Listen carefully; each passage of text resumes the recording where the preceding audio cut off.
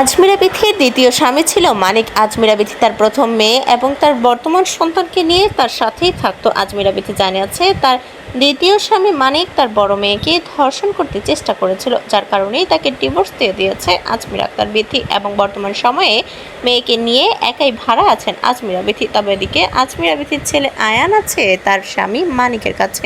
আজমিরা বিথি জানিয়েছে বর্তমান সময়ে আয়ানের উপর দিয়ে অনেক টর্চারিং হচ্ছে, কিন্তু আয়ানকে তারা কোনোভাবেই দিতে চাচ্ছে না আমার কাছে। বর্তমান সময়ে আজমিরা বিথির এই কথার মানে আজমিরা বিথির ছেলে আয়ান অনেক নির্যাতিত হচ্ছে তার বাবার কাছে। আজমিরা বিথি দাবি করেছে তার স্বামী মানিক নেশাগ্রস্ত এবং সে বারবারই নেশাগ্রস্ত অবস্থায় এসে তার ছেলেকে মারধর করে। তার ছেলে আয়ান তাকে কল দিয়ে বলেছে এ কথা, কিন্তু কোনোভাবেই সে তাকে আনতে পারছে না তার কাছে। আজমিরা বিথি জানিয়েছে আমি যে এখন মামলা মোকদ্দমা করব সেই পরিমাণে অর্থ আমার কাছে নেই। তবে আজমিরা বিথির ননদ সেজুতির কাছেও কিছুদিন ছিল তার ছেলে আয়ান